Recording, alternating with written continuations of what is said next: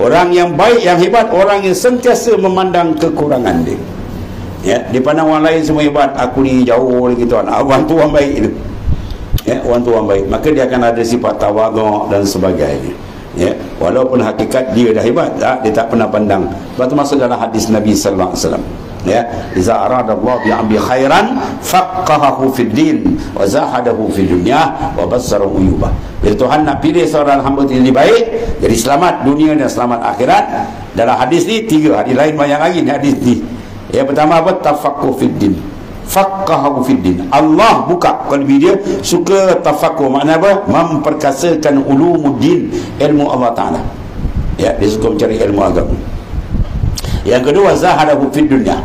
Hati dia zuhud dengan dunia. Di mana hati dia tumpul bahawasanya dunia tidak mendapat tempat dalam qalbi dia. Walaupun dia kaya.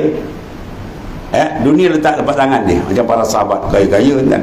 Sekali beri jihad 700 ekor kuda. Oh, kita nak kembali korban 5 ekor pusing 2 kali. Ini lari bajet ni kan.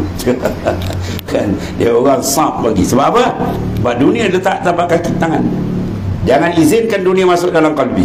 Kalbi kita dengan Tuhan. Kalau kita masuk dalamnya, habis rosak tu. Ya. Di pemikiran pun jadi rosak, bawaan hidup pun akan jadi rosak.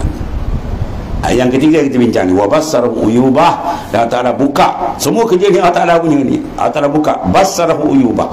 Tuhan buka kalbi dia, sentiasa dia memandang kesilapan dia.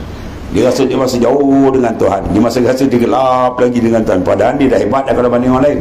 Itu para awliya berjalan. Ya, dia kena rasa begitu. Barulah dia ada peningkatan.